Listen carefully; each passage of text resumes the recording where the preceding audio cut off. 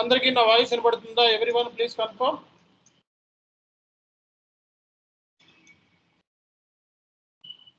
Yes, sir. Okay. All right. See guys, మనకి ఈ రోజు మనకి so first demo class, second demo class అయిపోయింది. సో ఈ రోజు నుంచి మనకి మెయిన్ క్లాసెస్ అనేవి స్టార్ట్ అవుతున్నాయి. సో కాబట్టి so first class, second class మనకి అయిపోయిందండి. సో ఈ రోజు నుంచి మనకి మెయిన్ క్లాసెస్ అనేవి స్టార్ట్ అవుతున్నాయి. ఓకే, సో అందరికీ నా వాయిస్ క్లియర్గా ఉందా? ప్లీజ్ కన్ఫర్మ్ చేయండి ఎవ్రీవన్. ఎస్ స్వామి గారు వినబడుతుంది. ఫ్రంట్ కూర్చోండి, కొంచెం కనబడకపోతే ఫ్రంట్ కూర్చోండి. ఓకే, సో మరి ఈరోజు మనకి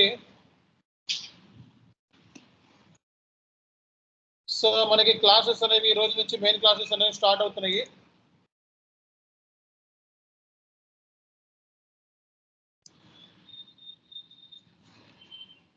సి గైస్, సో నిన్న మనం ఎస్ఏపికి సంబంధించి S4 హనా అలాగే హనాకి మధ్య డిఫరెన్స్ ఏంటి అనేది సో క్లియర్ కట్గా మరి డిస్కస్ చేసాము.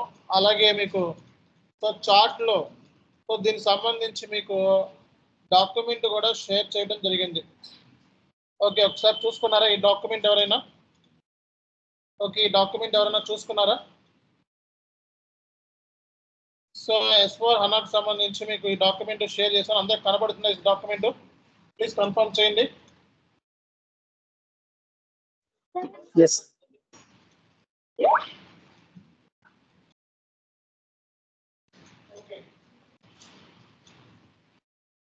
సో ఈ డాక్యుమెంట్ లో మీకు క్లియర్ గా ఫ్రంట్ కూర్చోండి కనబడిపోతే. సో ఈ డాక్యుమెంట్ లో మీకు క్లియర్ కట్ గా ఇచ్చామండి. చూసుకోవచ్చు మీరు, ఇందులో ప్రతి విషయం కూడా క్లియర్ కట్ గా ఇవ్వడం జరిగింది. So S4 HANA so full meaning. So S4 HANA అంటే ఏం చెప్పుకున్నాం మనం? So it's a programmed software అని చెప్పాము. ఈ S4 హనా అనేది ఆన్ ప్రిమైజ్, క్లౌడ్, హైబ్రిడ్ మూడిట్లోనే ఉంది. S4 హనా దేని మీద ఉందండి? On premise, cloud, hybrid. కానీ ఈసీసీలో మనం చూసుకున్నట్లయితే ఓన్లీ ఆన్ ప్రిమైజే ఉంది. ECC only on premise. ఓకేనా? సో మనకి ఈసీసీలో ఉన్న డేటాబేస్లు ఏం చెప్పాం మనం? సో ఈసీసీలో ఉన్న డేటాబేస్లు ఎవరు చెప్తారు?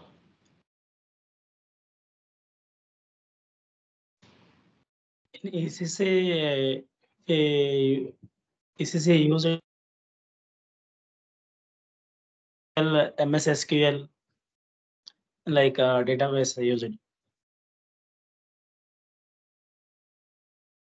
సో ఈసీసీలో ఉన్న డేటాబేస్లు ఏంటంటే, ఈసీసీలో ఉన్న డేటాబేస్లు చెప్పాలి, ఎవరు చెప్తారు? Oracle, MS SQL, IBM DB2, SQL. Okay, ఇవి ఈసీసీలో ఉన్న డేటాబేస్లు. కానీ S4 హనాలో ఉన్న డేటాబేస్ ఏంటి? ఓన్లీ హనా డేటాబేస్ మాత్రమే. S4 హనాలో ఉన్న డేటాబేస్ ఏంటి? Only హనా database. ఓకే, సో ఇది కూడా మనం చెప్పాము. ఇవన్నీ ఇక్కడ కనపడేవన్నీ కూడా సో మనకి డిఫరెన్సెస్, ఈసీసీకి S4 హనాకి మెయిన్ డిఫరెన్సెస్. అంటే ఇవన్నీ అప్కమింగ్ క్లాసెస్లో మనం డిస్కస్ చేయబోతున్నాం. ఈ డిఫరెన్సెస్ అన్నీ కూడా మనం అప్కమింగ్ క్లాసెస్లో డిస్కస్ చేయబోతున్నాం అనమాట. ఓకే, సో అంటే ఏంటి? ఈసీసీకి S4 హనాకి, రూపా మేడం వీడియోని ఆఫ్లో పెట్టుకోండి.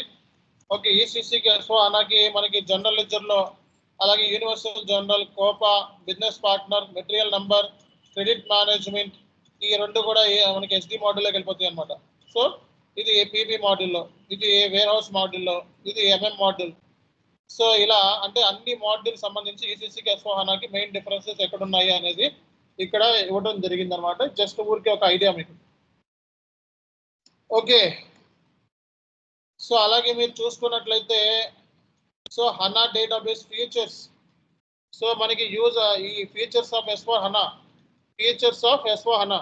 ఒకటి హనా డేటాబేస్ కొత్తగా మార్కెట్లోకి ఎమర్జ్ అయింది. హనా డేటాబేస్ అనేది యూజర్ ఇంటర్ఫేస్.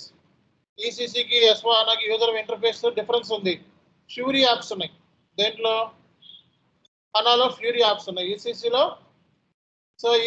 GUI, హనాలో రెండు ఉంది. ఫ్యూరీ యాప్స్ ఉంది, రెండోది జియోఐ కూడా ఉంది. అలాగే డిప్లాయ్మెంట్ ఆప్షన్స్, ఈసీసీలో డిప్లాయ్మెంట్ ఆప్షన్ ఏంటి? On premise. సో S4 హనాలో on premise, cloud, hybrid. Hybrid అంటే రెండు అంటే హైబ్రిడ్ అంటాం. ఓకేనా? సో అలాగే మనకి సో యూనివర్సల్ జర్నల్ అనే కాన్సెప్ట్ని, అంటే ఈసీసీలో చాలా టేబుల్స్ ఉంటాయి, number of tables, line items. కానీ S4 హనాలో మనకి ఒకే ఒక టేబుల్ అనమాట, ఏసీ డోకా అంటారు, దాన్ని యూనివర్సల్ జర్నల్ అంటారు. టేబుల్స్లో ఏంటి, డేటాబేస్లో ఏ టేబుల్స్లో డేటా అనేది స్టోర్ అవుతుంది అనమాట. ఓకేనా? సో ఇలా మనకి నెంబర్ ఆఫ్ చేంజెస్ అనమాట. అంటే ఫీచర్స్ ఆఫ్ S4 హనాలో మనకి HANA database, user interface, deployment options, మనకి మెథడాలజీ అంటే ఇంప్లిమెంటేషన్ మెథడాలజీ ఈసీసీలో వేరు, S4 హనాలో వేరు అనమాట.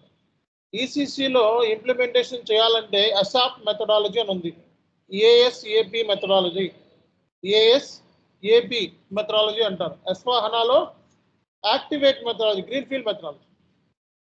అంటే ఒక ప్రాజెక్ట్ని ఇంప్లిమెంటేషన్ చేయాలి అంటే ఈసీసీలో మెథడాలజీ పేరు ఏంటండి? ASAP methodology. కానీ S4 హనాలో మెథడాలజీ ఏంటిది? Activate methodology.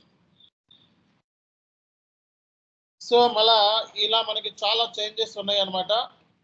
ఓకే, సో ఈ ఎస్ఏపి S4 హనా ఏదైతే ఉందో మనకి మెమరీ బేస్డ్. సో హనా ఇక్కడ ఈ మెమరీ బేస్డ్ సాఫ్ట్వేర్, ఇది డేటాబేస్ వచ్చేటప్పటికి హనా డేటాబేస్ అన్నమాట. ఫ్యూరీ యాప్స్ ఉన్నాయి ఇందులో. S4 హనాలో ఏముంది? Fury apps. అలాగే మనకి ఆర్టిఫిషియల్ ఇంటెలిజెన్స్ కూడా S4 హనాతో కనెక్ట్ చేశాడు. మిషన్ లెర్నింగ్, ఆర్టిఫిషియల్ ఇంటెలిజెన్స్ అలాంటి అడ్వాన్స్డ్ కాన్సెప్ట్స్ అన్ని కూడా S4 హనాతో లింక్ అయి ఉన్నాయి అన్నమాట. ఓకేనా? సో మనకి సింపుల్గా చెప్పాలంటే ఈ S4 హనా అనేది ఆన్ ప్రిమైజ్, క్లౌడ్, హైబ్రిడ్ మోడల్లో కూడా పనిచేస్తుంది. ఓకేనా? సో అలాగే డేటాబేస్లో మనకి డేటా వచ్చేటప్పటికి S4 హనాలో డేటాబేస్ ఏంటిది? హనా డేటాబేస్. ఎలా స్టోర్ అవుతుంది? రోనా కాలమా? కాలం ఓరియంటెడ్. ఓకే, ఈసీసీలో అయితే రో ఓరియంటెడ్. అలాగే మనకి సెంట్రల్ ఫైనాన్స్ అనే కాన్సెప్ట్ని హనాలో ఉంది, ఈసీసీలో లేదు. ఏంటిదండి? సెంట్రల్ ఫైనాన్స్ అంటే ఇప్పుడు క్లయింట్ ఉన్నాడు అనుకోండి. సో క్లయింట్ 3 సిస్టమ్స్ యూజ్ చేయొచ్చు. ఎస్ఏపి యూజ్ చేస్తున్నాడంట, ఆర్కిల్ యూజ్ చేస్తున్నాడు, అండ్ ఇంకోటి ఏదో మనకి ఈఆర్పి కూడా యూజ్ చేస్తున్నాడు అనుకో. ఈ మూడింటికి సంబంధించిన కన్సాలిడేషన్ చేయొచ్చు. దేని ద్వారా? Central finance. కన్సాలిడేషన్ అంటే తెలుసు కదా, ఫైనల్ అకౌంట్స్. ఓకే, అంటే ఫైనల్గా మనకి ఎండ్ ప్రోడక్ట్ ఏంటి, కంపెనీ ప్రాఫిట్ ఎంత, లాస్ ఎంత అని. సో దానికోసం సెంట్రల్ ఫైనాన్స్ యూజ్ చేస్తూ ఉంటారు. సో కాబట్టి S4 హనాలో మనకి సెంట్రల్ ఫైనాన్స్ అనేది కూడా ఉందన్నమాట. ఓకేనా? ఒకటి ఫాస్టర్ ప్రాసెసింగ్, అలాగే మెమరీ బేస్డ్ మనకి. సో కంప్లీట్గా ఫ్యూరీ యాప్స్ అనేది ఈ S4 హనాలో ఉన్న అడ్వాన్స్డ్లో ఫ్యూరీ యాప్స్ రావడం మూలంగా యూజర్ వర్క్ అనేది బాగా తగ్గిపోయింది అనమాట. సో అంటే సింపుల్గా చెప్పాలంటే యూజర్ వర్క్ అనేది చాలా ఈజీ అయ్యింది, అండ్ యూజర్స్ ప్రొడక్టివిటీ కూడా పెరిగిందనమాట. అలాగే హనా అంటే ఏం చెప్పుకున్నాం మనం క్లాస్లో? చెప్పాలి, ఎవరు చెప్తారు? హనా అంటే ఏం చెప్పుకున్నాం? High performance analytic appliance. HANA అనేది మనకి రియల్ టైము, హై స్పీడ్, అలాగే సో మనకి క్లౌడ్లో కూడా డిప్లాయ్ చేయొచ్చు అనమాట. ఓకేనా? సో ఇది మనకి ఉన్న బెనిఫిట్. అలాగే కాస్ట్ను కూడా, ఐటీ కాస్ట్ను కూడా తగ్గించుకోవచ్చు. సింపుల్ సిటీ ఉంది అనమాట. ఈ పాయింట్స్ చెప్తే సరిపోతాయి మనకి. సో ఈ హనా డేటాబేస్ని క్లౌడ్లోను, ఆన్ ప్రిమైజ్, హైబ్రిడ్ 3 మోడల్స్కి ఇది సెట్ అవుతుంది అన్నమాట, హనా డేటాబేస్ అనేది. Okay, so benefits of HANA. So ఈ సాఫ్ట్వేర్ అంటే ఈ హనా డేటాబేస్ని యూజ్ చేయడం మూలంగా కంపెనీకి ఉండే బెనిఫిట్స్ ఏంటి? Faster performance. ఏంటిదండి? Faster performance. Simplified IT landscape. అంటే సో మనకి ఒకటి ఫాస్టర్ పర్ఫార్మెన్స్, ఈ డేటాబేస్ ద్వారా ఫాస్టర్ పర్ఫార్మెన్స్, ఫ్లెక్సిబుల్ రిపోర్ట్స్ ఇవన్నీ జనరేట్ చేసుకోవచ్చు. కంపెనీ కాస్ట్ అనేది తగ్గుతుంది. ఓకే, డిసిషన్ మేకింగ్ అనేది పాసిబిలిటీ అవుతుంది అన్నమాట. ఎందుకు? సో మనకి డేటాబేస్లో డేటా వచ్చేటప్పుడు కాలం ఓరియంటెడ్ స్టోర్ అవుతుంది. డేటా కంప్రెషన్ పాసిబుల్ అవుతుంది, డేటా రిడెండెన్సీ పాసిబుల్ అవుతుంది. సో మనకి సింగిల్ ఫ్రాక్షన్ ఆఫ్ సెకండ్స్ లో మనకి మేనేజ్మెంట్కి ఏమైనా డేటాని రిపోర్టింగ్ రూపంలో ఇవ్వాలి అంటే ఇది చాలా ఫ్లెక్సిబుల్ అన్నమాట. ఓకేనా? సో మరి కూర్చోండి. సో మనకి ఇక్కడ హనాకి ఎస్వా హనాకి డిఫరెన్స్ ఏంటి? What is the difference between HANA అంటే ఎస్వా హనా, హనాకి ఎస్వర్ హనాకి డిఫరెన్స్ ఏంటి? ఎవరు చెప్తారు? సో ఇక్కడ సో హనా అంటే ఏంటంటే ఇక్కడ మెమరీ బేస్డ్, సో ఇది మెమరీ బేస్డ్ డేటా బేస్ అన్నమాట. ఓకే, సో ఇది ఎస్వర్ హనా అనేది ఏంటంటే so next generation business suit. ఓకేనా? డిఫరెన్సెస్. హనా అంటే ఏంటి? ఒక డేటాబేస్. ఎస్వా హనా అంటే ఏంటి? Next generation business suit. ఇది బిజినెస్ సూట్ అనగానే ఏముంటాయి? సో ఈఆర్బి, పిఎల్ఎం, ఎస్సిఎం అన్నీ ఉంటాయి. ఓకేనా? సో అలాగే మనకి పర్పస్, సో ఇది మ్యానుఫ్యాక్చరింగ్ కి, ఫైనాన్స్, ప్రొక్యూర్మెంట్ అన్నిటికీ సపోర్ట్ చేస్తుంది ఎస్వా హనా అనేది. ఇది ఓన్లీ డేటాబేస్ లో డేటాని స్టోర్ చేస్తుంది, దాని మూలంగా రిపోర్ట్స్ అనేవి ఫ్లెక్సిబుల్ అవుతాయి అన్నమాట. ఓకే, సో ఇది in memory computing, column storage. Database లో డేటా అనేది ఎలా స్టోర్ అవుతుంది? Column oriented. సో దీంట్లో ఏంటంటే ఫ్యూరీ యాప్స్, అలాగే యూనివర్సల్ జర్నల్ అంటే నంబర్ ఆఫ్ టేబుల్స్ ఎత్తేసారనమాట. ఎస్వా హనాలో ఈసీసీలో అయితే చాలా టేబుల్స్ ఉన్నాయి. సో దాని మూలంగా ఏంటంటే రికన్సిలేషన్ ఇష్యూస్ వచ్చాయి, కానీ టేబుల్స్ అన్ని తీసేశారనమాట. డేటాబేస్ లో డేటా వచ్చినప్పుడు ఎలా స్టోర్ అవుతుంది? టేబుల్ రూపంలో స్టోర్ అవుతుంది, టేబుల్ రూపంలో. ఓకే, సో ఇవన్నీ ఆల్రెడీ మనం చెప్పుకున్నాము. ఇక డాక్యుమెంట్ ఇస్తే మీకు ఉపయోగపడుతుందని చెప్పి డాక్యుమెంట్ ఇస్తున్నాను. ఓకే, సో మనకి చిన్న చిన్న కంపెనీస్ ఏంటంటే బిజినెస్ వన్ అనే చెప్పి యూజ్ చేస్తాం. Business one, business one. చిన్న చిన్న కంపెనీస్ కి బిజినెస్ వన్ ఉంది మనకి.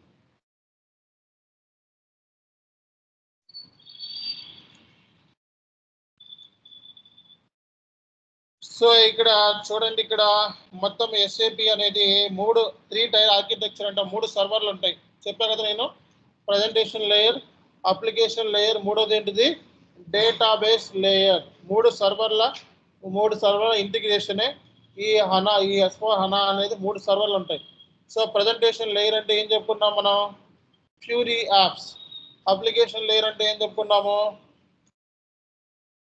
ఏంటిది? అప్లికేషన్ లేయర్ అంటే software, programmed software. Database layer అంటే హనా డేటాబేస్.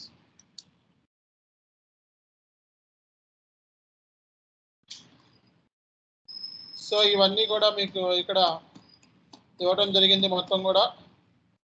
సో మనకి ప్రజెంటేషన్ లేయర్ అంటే జియో లేదా ఫ్యూరీ యాప్స్, వెబ్ బ్రౌజర్స్ అంటారు. అప్లికేషన్ లేయర్ అంటే బిజినెస్ లాజిక్ అంటే ఏంటిది? సో ఎస్వా హనా సాఫ్ట్వేర్ అన్నమాట, సాఫ్ట్వేర్. దీంట్లో మనకి అబాప్, జావా, స్టోర్స్ ఇవన్నీ కలిపితే సాఫ్ట్వేర్ అన్నమాట. డేటాబేస్ లేయర్ అంటే హనా డేటాబేస్. ఓకే, సో ఇవి మనం నిన్నటి క్లాసులో మనం చెప్పుకోవడం జరిగింది. సో ఇది డాక్యుమెంట్ రూపంలో ఇచ్చాను మీకు, ఈ డాక్యుమెంట్ కూడా డౌన్లోడ్ చేసుకోండి. Okay, so every one should download this document. ఓకేనా? సో ఇక్కడితో మీకు ఎస్ఏపి అంటే ఏంటి, ఈఆర్పి అంటే ఏంటి, ఎస్4 హనా అంటే ఏంటి, హనా అంటే ఏంటి అనే డిస్కషన్స్ అయిపోయినాయి మనకి.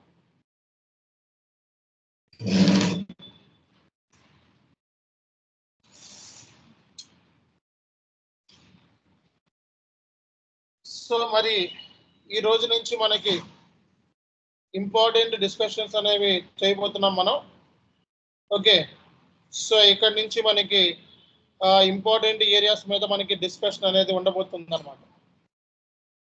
ఓకే, సో ఇది నిన్నటి క్లాస్లో మనం సో క్లియర్ కట్గా మనం ఈ ఎస్4 హనా అంటే ఏంటి, హనా అంటే ఏంటి, దాని మీద అందరికీ ఒక ఐడియా వచ్చిందని అనుకుంటున్నాను.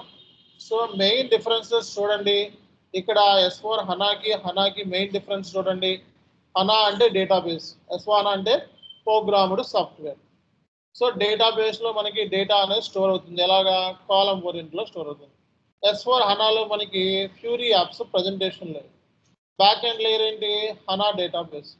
So middle of the layer ఏంటి? ఎస్వా హనా సాఫ్ట్వేర్. ఓకేనా? సో ఎస్ఏపి ఎస్వా హనా అనేది ఏంటిది? ఒక business suite. So business suite అంటే ఏం చెప్పుకున్నాం? So PLM, SCM, okay, CRM, okay, ఇవన్నీ అన్నీ ఉంటాయి దీంట్లో, బిజినెస్ సూట్ అనేది. సో అలాగే మనకి హనాలో మనకి ఏ బేస్ మీద పనిచేస్తుంది డేటాబేస్ వచ్చేటప్పటికి, ఓకే, ఇందులో కాలం ఓరియంటెడ్, మెమరీ బేస్, సో అంటే ర్యామ్ ఓరియంటెడ్. సో దీని మూలంగా మనకి ఏంటంటే మనకి డేటాబేస్లో డేటా వచ్చేటప్పటికి కాలం ఓరియంటెడ్లో స్టోర్ అవుతుంది. కాలం ఓరియంటెడ్లో స్టోర్ అవ్వడం మూలంగా మనకి ఏంటి డేటా కంప్రెషన్ పాసిబుల్ అవుతుంది, డేటా రిడెండెన్సీ అనేది పాసిబుల్ అవుతుంది. ఓకేనా? So that is the main reason అన్నమాట ఇక్కడ. సో మనకి మెయిన్ రీజన్ అదే. ఓకేనా? సో ఇక్కడతో మనకి బేసిక్స్ అయిపోయినాయి. ఎస్ఏపి అంటే ఏంటి, ఈఆర్పి అంటే ఏంటి, బేసిక్స్ అయిపోయినాయి. ఓకే, సో ఇక్కడ నుంచి మనకి అడ్వాన్స్డ్ క్లాసెస్ మనకి స్టార్ట్ అవుతున్నాయి అన్నమాట. సో అడ్వాన్స్డ్ క్లాసెస్ మనకి స్టార్ట్ అవుతున్నాయి. సో మనకి రేపొద్దున రియల్ టైంలో మీరు ప్రాజెక్ట్స్ బేస్ మీద పనిచేయాలి.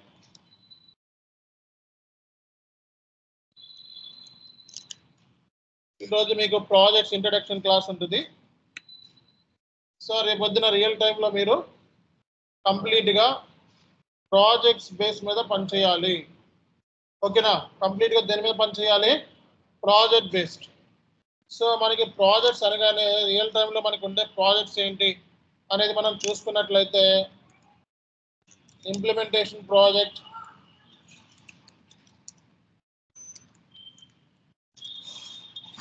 సపోర్ట్ ప్రాజెక్ట్,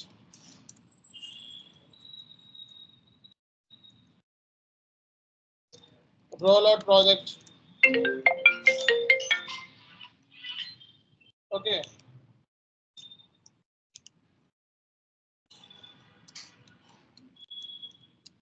అప్గ్రేడ్ ప్రాజెక్ట్,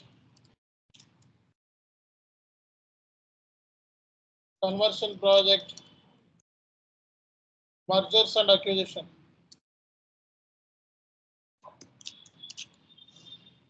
రేపొద్దున మీకు వర్క్ అనేది రియల్ టైంలో మెయిన్లీ ఈ ప్రాజెక్ట్స్ మీద ఉంటాయి.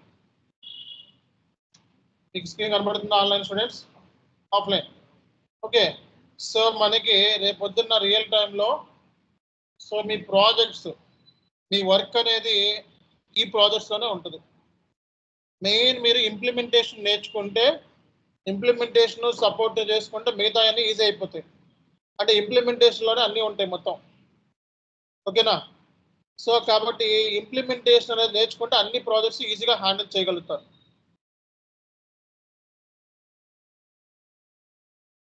సో మనకి రేపొద్దున్న ఉండే ప్రాజెక్ట్స్ ఇవి: implementation project, support project, rollout project, upgrade project, conversion project, అలాగే మనకి మెర్జర్స్ అండ్ అక్విజిషన్, అలాగే ఎన్హాన్స్మెంట్ ప్రాజెక్ట్స్ ఉంటాయి మనకి.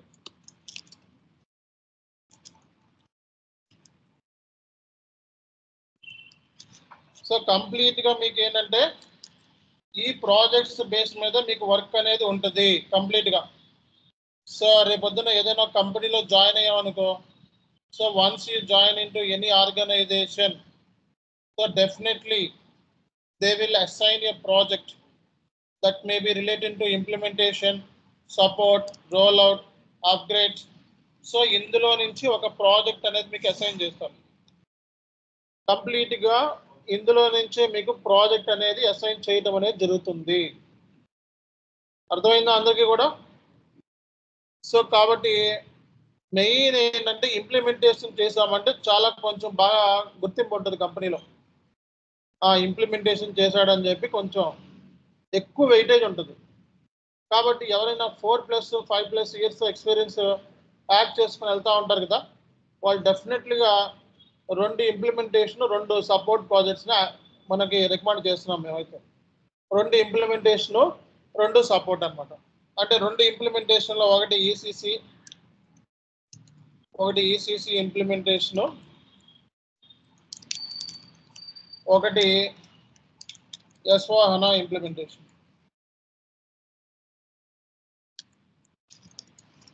అర్థమైందా?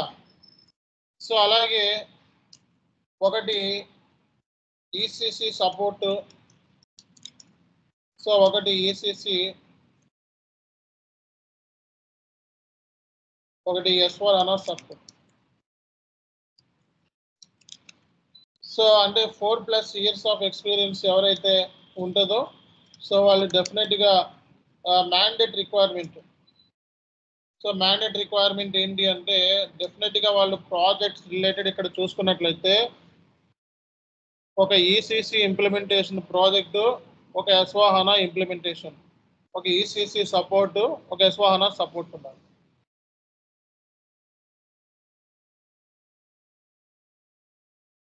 ఓకేనా, అందరికీ అర్థమైందా?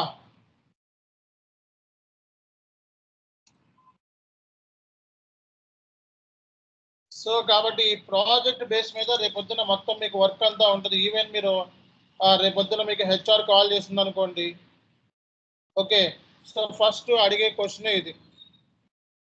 So how many implementation projects you handle, అలాగే how many support projects handle, ఎన్ని ఇంప్లిమెంటేషన్ చేశారు, అలాగే మనకి ఎన్ని సపోర్ట్ ప్రాజెక్ట్స్ మీరు చేశారు అని చెప్పి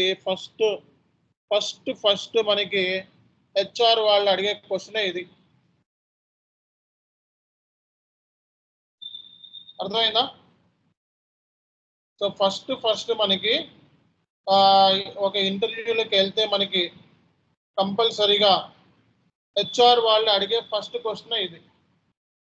how many implementation and how many support projects you have handle. Okay, so అప్పుడు నువ్వు చెప్పాలి కదా ఎన్ని ఈసీసీ ప్రాజెక్ట్స్ హ్యాండిల్ చేసావు, ఎన్ని సపోర్ట్ ప్రాజెక్ట్స్ హ్యాండిల్ చేసావు అనేది చెప్పాల్సి వస్తుంది అనమాట.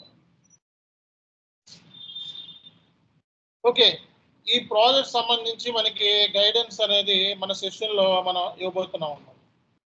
ఓకే, ఇంప్లిమెంటేషన్ ప్రాజెక్ట్ అంటే ఏంటి, సపోర్ట్ ప్రాజెక్ట్ అంటే ఏంటి, రోల్ అవుట్ ప్రాజెక్ట్, దీని డాక్యుమెంటేషన్ కూడా మన దగ్గర రెడీగా ఉంది.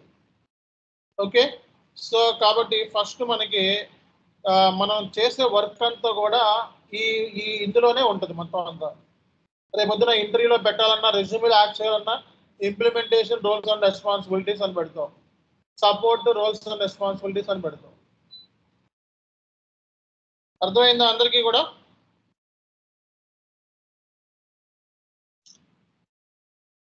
సో మనకి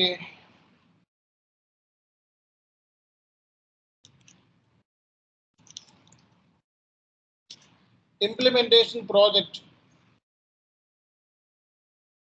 సో ఇంప్లిమెంటేషన్ ప్రాజెక్ట్ లో మనకి సో ఈసీసీలో మనకి ఎసాప్ మెథడాలజీ అని ఉంది.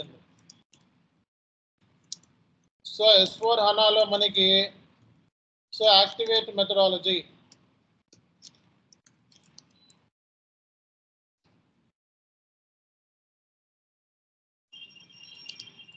దీన్నే మనం గ్రీన్ ఫీల్డ్ మెథడాలజీ అంటారు. ఓకే, సో మనకి ఇంప్లిమెంటేషన్ ప్రాజెక్ట్ వచ్చేటప్పటికి ఈసీసీకి ఏ మెథడాలజీ ఎక్కువ ఫాలో అవుతారు, ఎసాప్ మెథడాలజీ. S4 HANAకి activate. ఈ రెండు మెథడాలజీస్ మీరు ఇంప్లిమెంటేషన్ ప్రాజెక్ట్స్ ఈసీసీలో అయితే ఎసాప్ మెథడాలజీ, S4 HANAలో అయితే యాక్టివేషన్ మెథడాలజీ లేదా గ్రీన్ ఫీల్డ్ మెథడాలజీని మీరు ప్రాజెక్ట్లో మీరు చూపించుకోవాల్సి ఉంటుంది. అర్థమైంది అందరికీ కూడా? సో ఇంకా ఇవే కాకుండా మనకి రోజుకో మెథడాలజీ, కొత్త మెథడాలజీస్ అన్ని పుట్టుకొచ్చేస్తున్నాయి మార్కెట్లో. రోజుకో మెథడాలజీ పుట్టుకొచ్చేస్తుంది. బ్రౌన్ ఫీల్డ్ అంటాం, బ్లూ ఫీల్డ్ అంటున్నారు. బ్రౌన్ ఫీల్డ్ మెథడాలజీ అంటే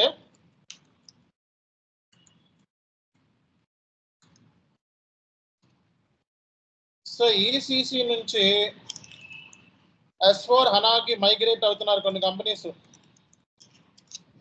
ఈసీసీ నుంచి S4 HANAకి మైగ్రేట్ అవుతున్నారు. ఇవన్నీ కూడా బ్రౌన్ ఫీల్డ్ మెథడాలజీ ఫాలో అవుతారు. ఏ మెథడాలజీని? Brown field methodology. Okay,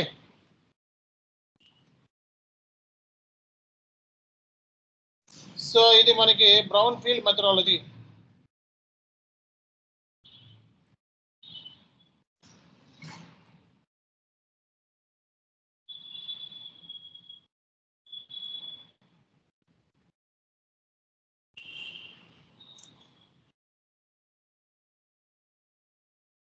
so ఇక్కడ ఈ పాయింట్స్ అన్ని కూడా మనం గుర్తుపెట్టుకోవాలి. ఈసీసీలో అసాప్ మెథడాలజీ, S/4HANAలో యాక్టివేట్ మెథడాలజీ లేదా ఈ బ్రౌన్ ఫీల్డ్ మెథడాలజీ అనేది కొన్ని కంపెనీస్ మనకి ఈసీసీ నుంచి S/4HANAలోకి మైగ్రేట్ అవుతున్నప్పుడు ఈ మెథడాలజీ ఎక్కువగా యూజ్ చేస్తూ ఉంటారు. ఓకే, ఇవే కాకుండా చాలా మెథడాలజీస్ రోజుకో మెథడాలజీ మనకి పుట్టుకొచ్చేస్తూ ఉన్నాయి. కానీ మీ రెజ్యూమేలో మ్యాక్సిమం మీరు అసాప్ మెథడాలజీ, S/4HANAలో green field methodology, activate methodology, implementation projects చెప్పారు. అసలు ఇంప్లిమెంటేషన్ ప్రాజెక్ట్ అంటే ఏంటి, ఎవరు చెప్తారు? సో ఇంప్లిమెంటేషన్ ప్రాజెక్ట్ అంటే ఏంటి, ఎవరు చెప్తారు?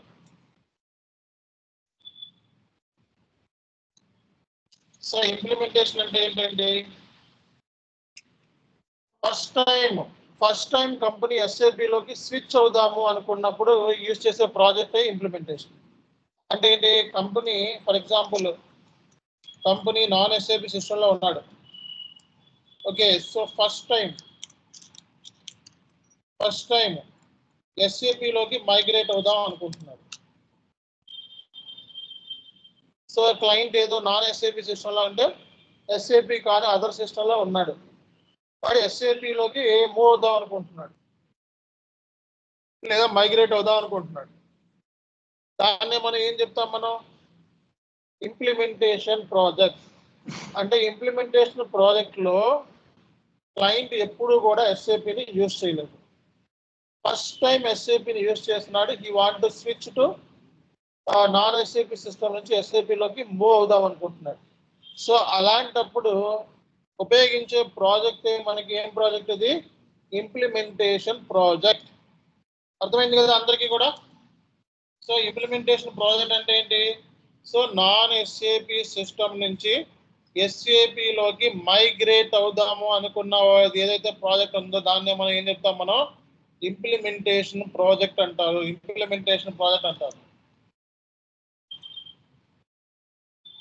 ఈ ఫేజెస్ లో ఏంటంటే ఇక్కడ ఈ మెథడాలజీస్ లో సర్టన్ ఫేజెస్ ఉంటాయి అన్నమాట. ఇంప్లిమెంటేషన్ చేయాలంటే స్టెప్ 1 ఏంటి, స్టెప్ 2 ఏంటి, స్టెప్ 3 ఏంటి, అలా ఫేజెస్ ఉంటాయి. దాన్ని రోడ్ మ్యాప్ అంటారు. అంటే రోడ్ మ్యాప్ అంటే ఇంప్లిమెంటేషన్ రోడ్ మ్యాప్ ఉంటుంది. అంటే ఫస్ట్ ఎలా చేయాలి, ఫస్ట్ ఏం చేయాలి, సెకండ్ ఏం చేయాలి, థర్డ్ ఏం, దాన్ని ఏమంటాం మనం ఫేజెస్. ఏమంటారు? ఫేజెస్ అంటారు అనమాట. సో ఫర్ ఎగ్జాంపుల్ నేను ఇక్కడ ఎస్ఆప్ మెథడాలజీ తీసుకున్నాను అనుకో,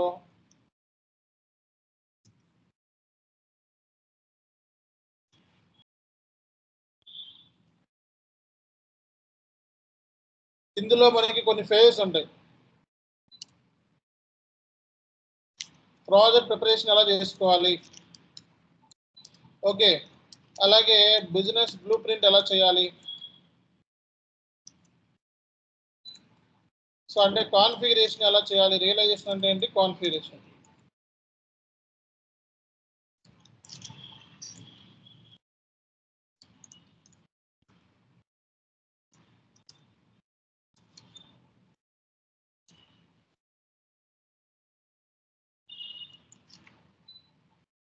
దీన్ని ఏమంటాం మనం ఫేజ్.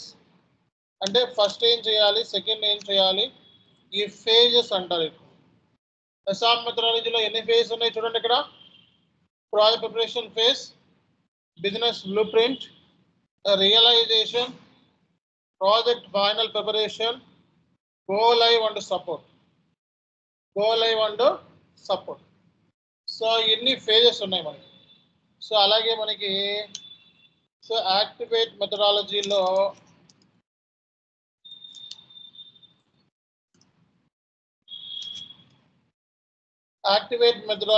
మనకి ఉన్న ఫేజెస్ మనకి చూసినట్లయితే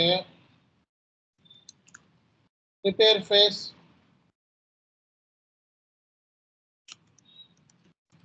discover phase,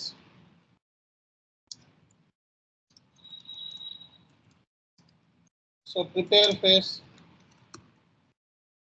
explore phase, realise phase, deploy phase, run phase. So ఇవి మనకున్న ఫేజెస్. అంటే ఈచ్ ఫేజ్ లో ఏం జరుగుతుంది, ఏం చేయాలి అని చెప్తాను అనమాట. అంటే ఒక ప్రాజెక్ట్ ని ఇంప్లిమెంటేషన్ అనేది బేస్డ్ అపాన్ ది మెథడాలజీ అన్నమాట. ఒక ప్రాజెక్ట్ ని ఇంప్లిమెంటేషన్ చేయాలి అంటే దేని బేస్ మీద చేస్తారు? మెథడాలజీ బేస్ మీద చేస్తారు. ఓకే, ఏదైనా ఎస్ఏపిలో ఏదైనా మనం ప్రాజెక్ట్ ని ఇంప్లిమెంటేషన్ చేయాలి అంటే ఏ బేస్ మీద అండి? మెథడాలజీ. సో మనకి ఇక్కడ ఏ మెథడాలజీస్ ఉన్నాయి? Project preparation, business blueprint, realisation, project final preparation, go live and support. అలాగే నెక్స్ట్ మనకి యాక్టివేట్ మెథడాలజీలో discover phase, prepare phase, explore phase, realise phase, deploy phase, run phase. So రేపొద్దున ఇంటర్వ్యూలో మనకి అడుగుతారు. ఈ ఫేజెస్ గురించి కూడా ఇన్డెప్త్ గా చెప్పుకుంటాం అడ్వాన్స్డ్ క్లాస్లో. సో ప్రజెంట్ ఏంటంటే మీరందరూ కూడా నాన్ ఎస్ఏపీలో నుంచి ఎస్ఏపీలో మైగ్రేట్ అవుదాం అనుకుంటున్నారు కాబట్టి సో బేసిక్గా మనకి ప్రాజెక్ట్స్ అంటే ఏంటి అనేది ఇంట్రడక్షన్ క్లాసులు ఇవన్నీ కూడా. తర్వాత మనకి సిస్టంలో కాన్ఫిగరేషన్స్ అవన్నీ చేసినప్పుడు ఇవన్నిటి గురించి మీకు ఎక్స్ప్లెనేషన్ ఇస్తే అటు ప్రాక్టికల్ ఇటు థియరిటికల్గా మీకు కమాండ్ వస్తుంది. అంతేగాని ఊరికి మీరు థియరిటికల్గా చెప్తే మీకు ఎటువంటి ఉపయోగం ఉండదు. ఓకే, అందుకే ఏంటంటే ఫస్ట్ ఇంట్రడక్షన్ క్లాసెస్ కాబట్టి సో బేసిక్గా మీ అందరికీ కూడా సో ఈ ప్రాజెక్ట్స్ మీద ఒక ఐడియా అనేది ఇవ్వడం జరుగుతుంది అనమాట. Everyone should understand. See guys, generally how many types of projects in SAP? Okay, there are so many projects, but here I am giving more important projects. Okay, so that you can add in your resume. So here the first project is implementation project, support project, rollout project, upgrade project, conversion project, mergers and acquisition, and also called as enhancement project, final one. So like if you are adding 4+ years of experience in your resume, what kind of projects that you need to add? One ECC implementation, one S/4HANA implementation, one support and one S/4HANA support, ECC support, S/4HANA support. If you add these 4 projects in your resume, definitely so your profile will be shortlisted and you will notified with the HR email, no doubt at all.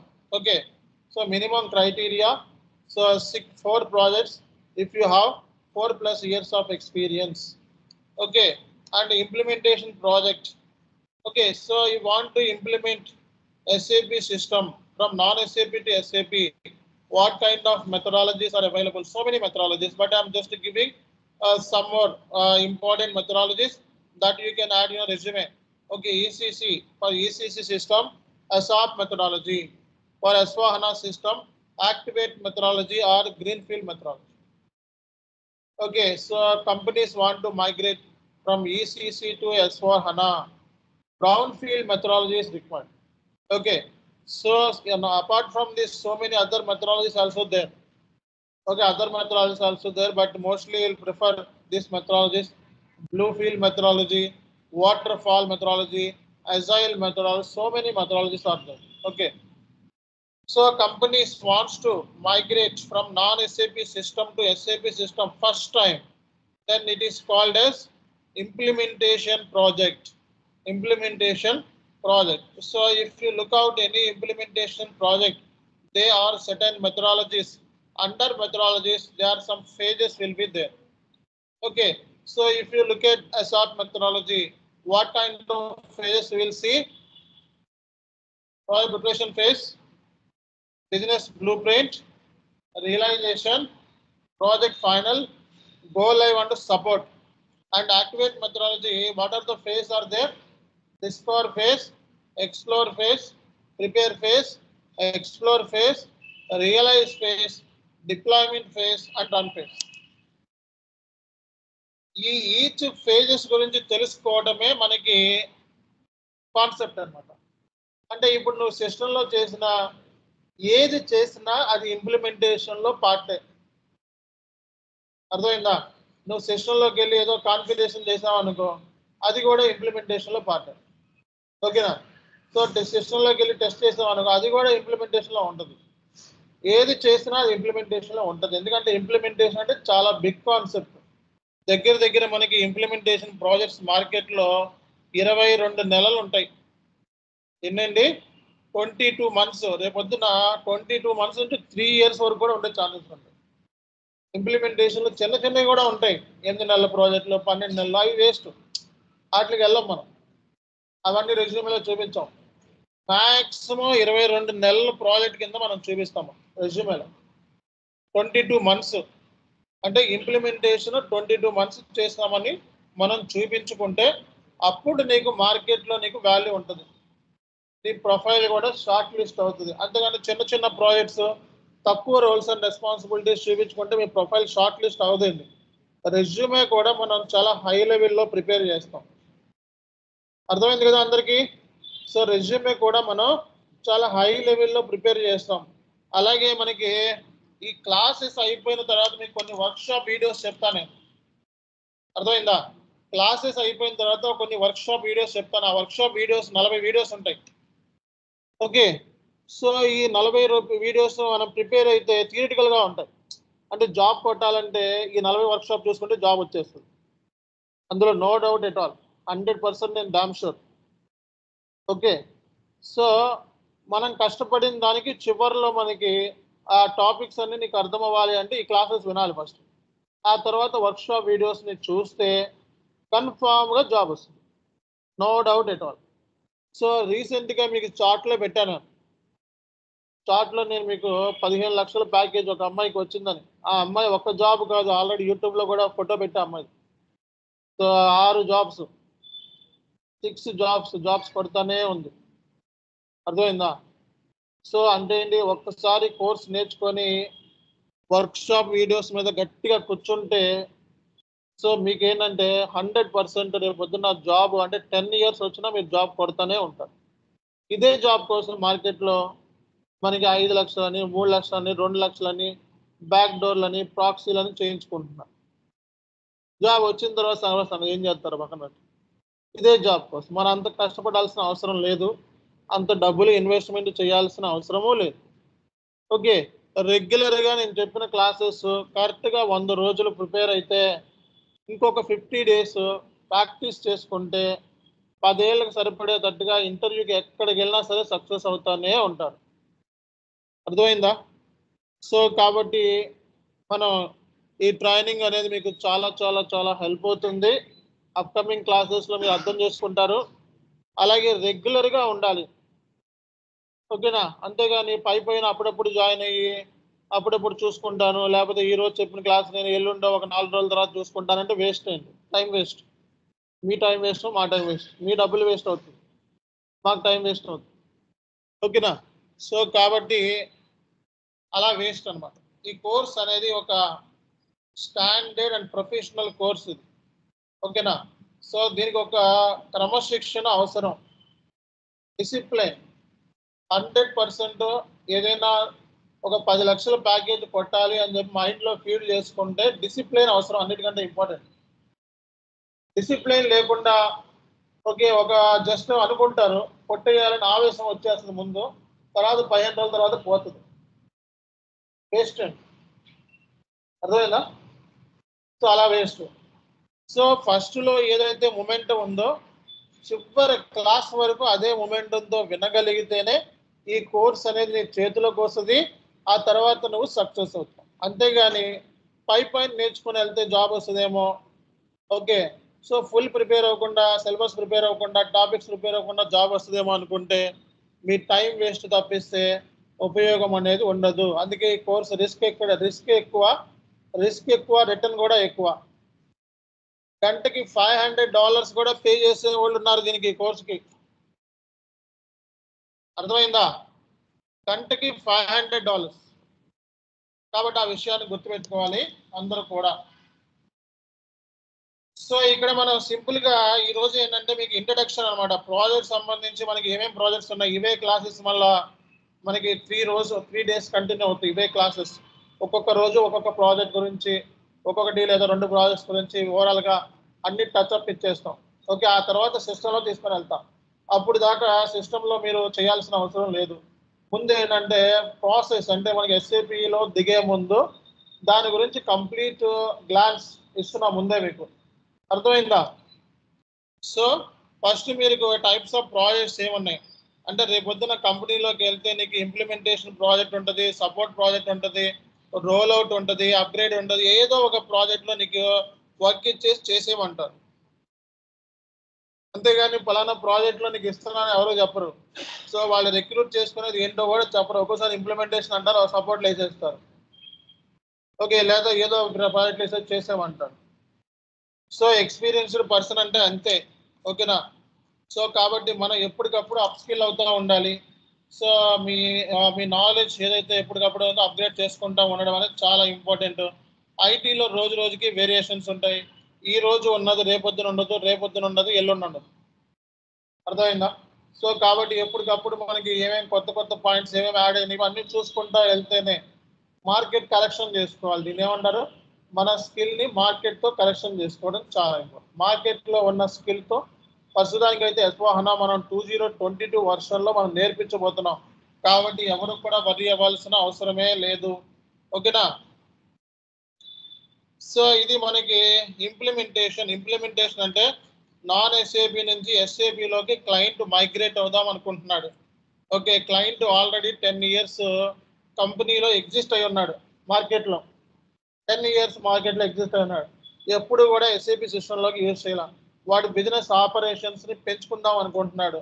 So geographical wise అంటే యుఎస్లో పెడదాం అనుకుంటున్నాడు, యూకేలో పెడదాం అనుకుంటున్నాడు, international wide business start చేద్దాం అనుకుంటున్నాడు. So అలాంటప్పుడు మనకి ఏదైతే ప్రాజెక్ట్ మీకు చెప్తున్నామో ఈ ప్రాజెక్ట్ని ఏం చెప్తాం మనం?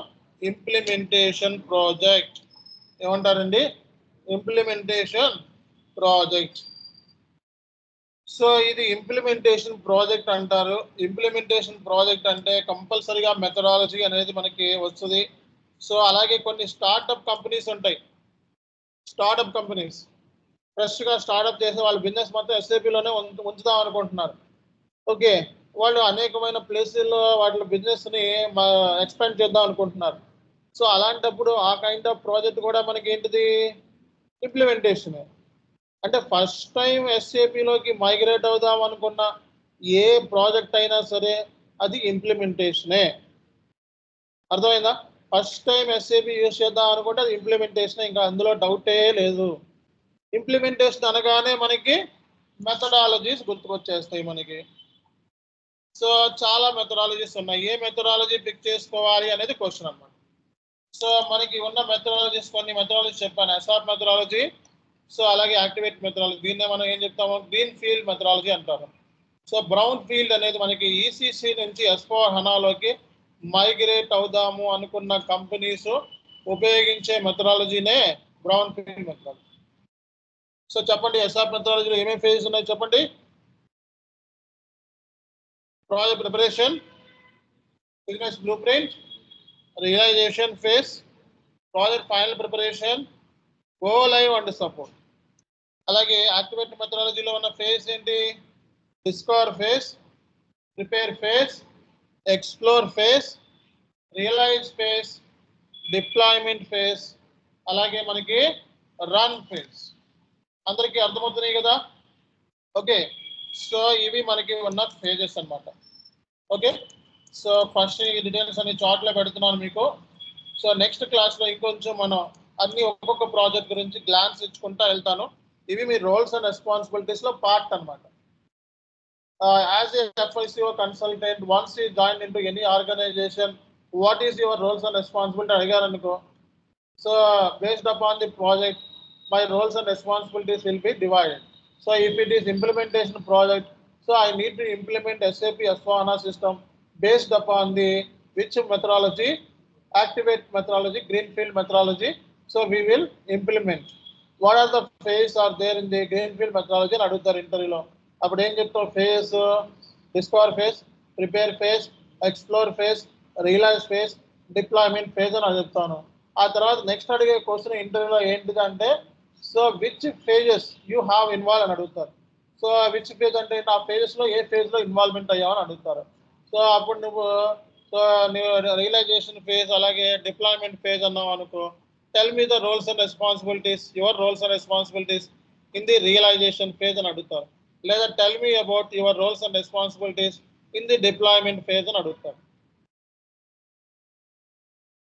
అలా ఉంటాయి క్వశ్చన్స్ ఇంటర్వ్యూలో. అర్థమైందా? సో కాబట్టి అలా ఉన్నప్పుడు మనం ఆన్సర్ కూడా మన దగ్గర ఉంటాయి, అట్లాగే ఉంటాయి. అందుకే దానికి సంబంధించి ఇంటర్వ్యూ మెటీరియల్స్, గైడెన్స్ ఇవన్నీ కూడా రెడీ చేసాం మనం. కాబట్టి క్లాస్ అయిపోయిన వెంటనే ఇంటర్వ్యూ మెటీరియల్స్ ఇవన్నీ ఇప్పుడు ఇచ్చాం చూడండి ఇక్కడ. సో డాక్యుమెంట్ ఇచ్చాం కదా. సో ఇలా డాక్యుమెంట్స్ అనేది ఇవ్వడం మూలంగా సో మీరు ఆ డాక్యుమెంట్లు చదువుకుంటే మీకు క్లారిటీ వస్తుంది. అలాగే సో ఎవరైనా సరే కోర్సుని ఇంకా రిజిస్ట్రేషన్ చేసుకోకపోతే ఇమీడియట్ గా రిజిస్ట్రేషన్ చేసుకోవాలి. ఓకే, సో ఇక్కడ రిజిస్ట్రేషన్ సంబంధించి వెంటనే కాదర్ సార్ రైట్ నో అవైలబిలిటీలో ఉన్నాడు. సో ఆయన కాల్ చేసి మీరు రిజిస్ట్రేషన్ చేసుకుంటే బెస్ట్ అనమాట. లేకపోతే ఐడీస్ మళ్ళీ రిమూవ్ చేస్తారు గ్రూప్లో నుంచి. ఐడీస్ మళ్ళీ రిమూవ్ చేస్తే మీకు ఇంకా సో మీరు ఇందులో ఉన్న మొత్తం డేటా అంతా కూడా కోల్పోవడం అనేది జరుగుతూ ఉంటుంది. సో కాబట్టి ఇమీడియట్ గా రిజిస్ట్రేషన్ అనేది చేసుకోండి. సో నెక్స్ట్ క్లాస్ మనకి సేమ్ టైమింగ్. సో ఇక్కడ క్లాస్ డీటెయిల్స్ ఎప్పటికప్పుడు మనం మెన్షన్ చేస్తూ ఉంటాం. 5 నిమిషాల్లో జాయిన్ అవుతున్నాం, 10 నిమిషాల్లో జాయిన్ అవుతున్నాం అని చెప్పి క్లాసెస్ మెయింటైన్ చేస్తూ ఉంటాం. సో ఈ రోజు మొత్తం కలిపి 3 క్లాసెస్ లింక్స్ ఇక్కడ చాట్ లో పెడతాను. ఎవరైనా కొత్త వాళ్ళు ఉంటే ఆ లింక్స్ చూసుకోండి. ఓకేనా? All right, thank you very much. Will continue next class tomorrow. See you.